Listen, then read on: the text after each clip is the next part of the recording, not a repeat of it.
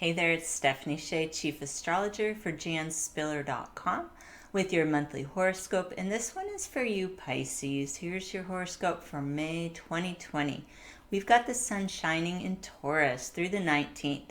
And this is going to encourage careful thought processes and taking the time to get grounded. Definitely be thinking in terms of taking it one step at a time.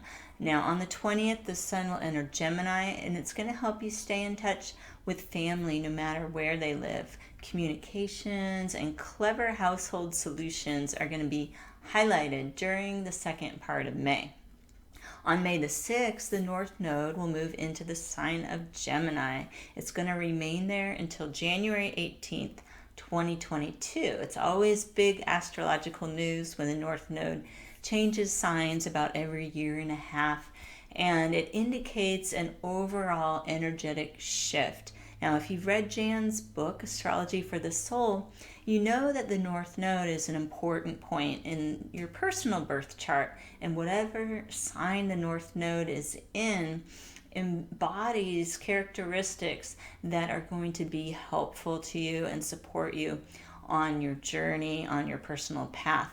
Now, we can think of this the same way globally. We are moving into a time where all things Gemini are being highlighted more than ever. And I think you'll realize this has already started kicking in. We've got communications and the media as strong themes. Social networking is a huge Gemini thing.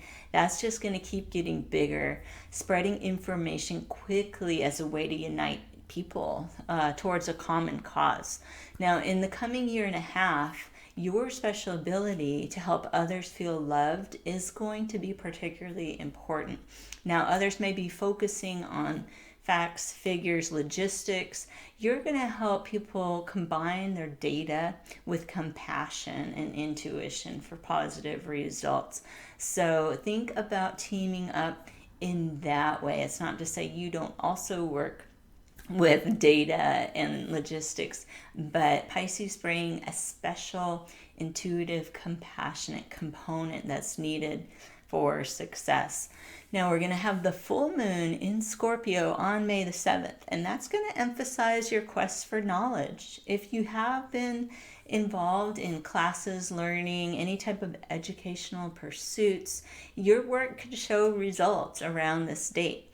It's also going to be a good time to make connections with loved ones who may live far away.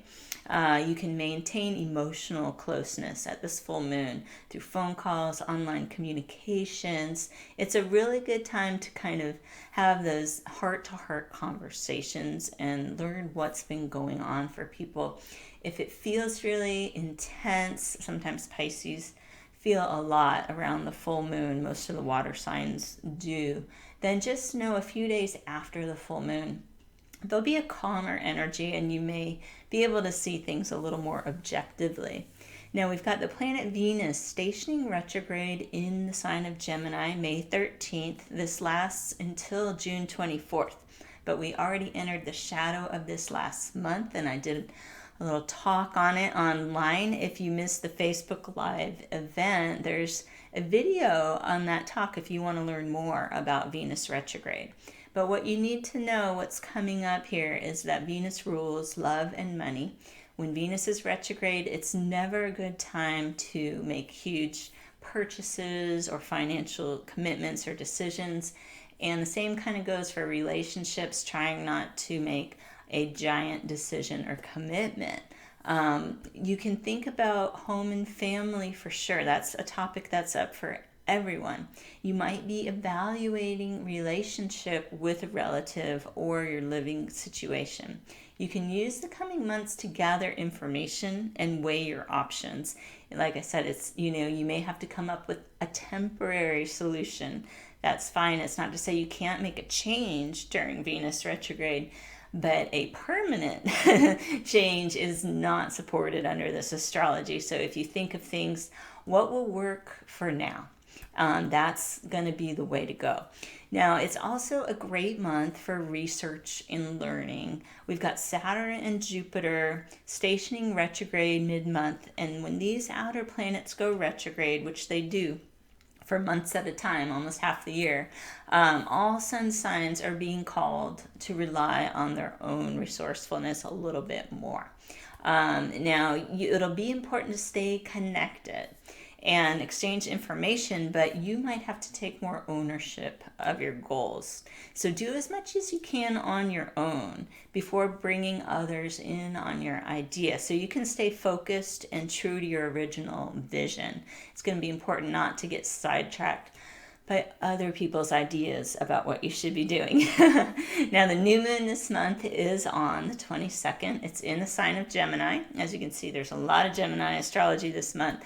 And for you, that puts a focus on home. And again, that's kind of what's happening for everybody, but especially for Pisces. So this new moon is really good for setting intentions related to home, family, relationships, networking, communications, and learning new skills. And even though we're in a Venus retrograde cycle, it's still a powerful time to set your intentions at the new moon. You just may have to be a little more patient to wait for things to unfold, but there is a power in setting these intentions right with every new moon. So I hope you can make the most of this month's astrology. Be safe and be well, and I will see you back here next month with your horoscope.